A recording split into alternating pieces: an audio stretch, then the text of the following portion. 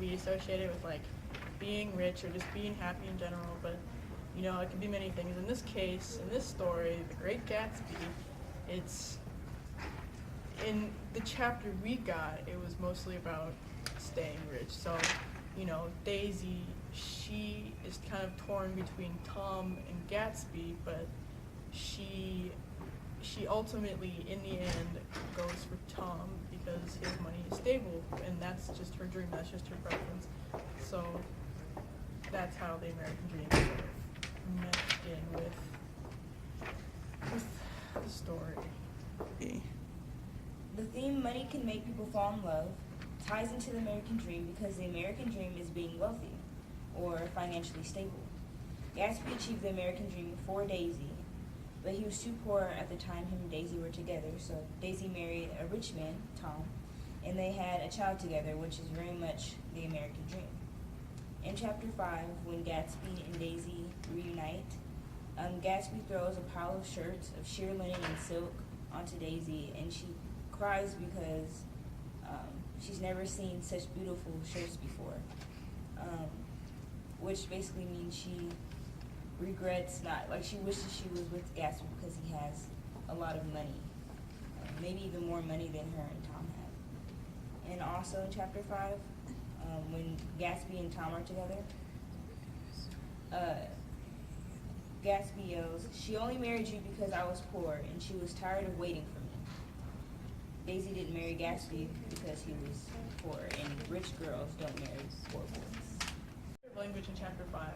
So the part where Daisy and Gatsby meet, it's raining outside. It's heavily raining outside, and so, you know, because of the relationship, you know, the relationship is poor because they're just meeting, so it's kind of awkward at first. But as like their conversation progresses, the weather clears up. You know, Nick, the narrator, goes, "After half an hour, the sun shone again," thus explaining how the conversation brightened up.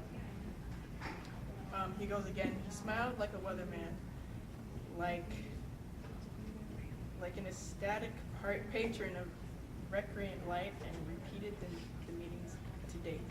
The news to Daisy, kind of."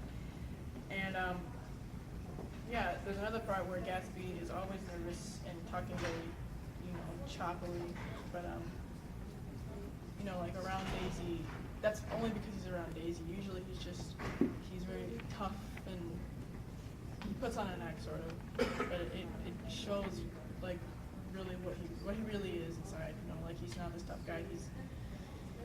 He's just another awkward guy. I'm doing Gatsby.